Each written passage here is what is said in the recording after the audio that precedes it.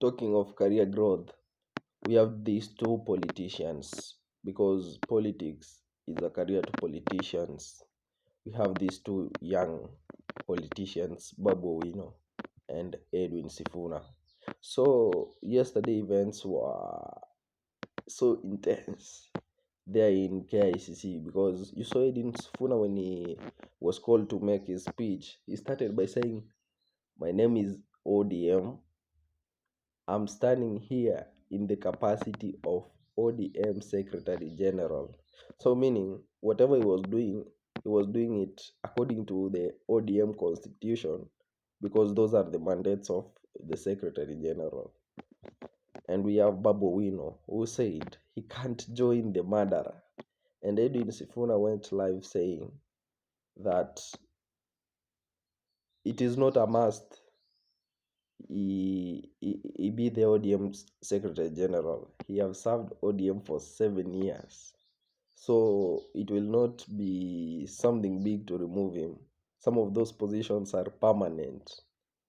So my question is, what if these guys take a risk? Because sometimes you have to try something new and try to expand your territory. So what if Edwin Sifuna calls a press briefing on Monday or the next week and just say, "Now I'm addressing you as Edwin Sifuna, the capacity of Senator Nairobi County." What will happen? Because at a point, even Raila, at a point he was in Kanu, and in 2002, Kanu was supporting Uhuru Kenyatta, and Raila just got out of Kanu and he went with a lot of people and he went and said Kibaki Tosha.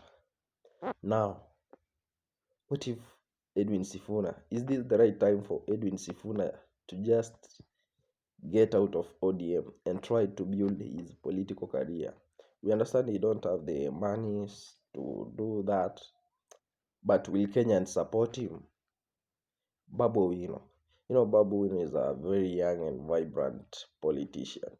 If you go to Luo Nyanza politics, um, Raila Odinga is a mafia there, or the Odinga family.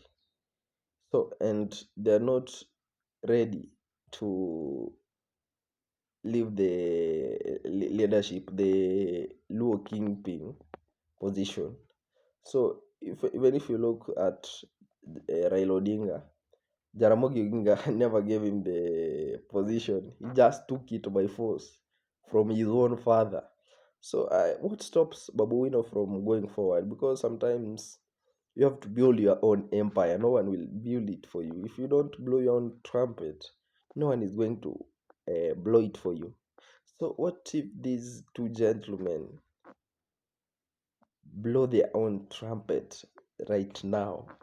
Will Kenyans support them?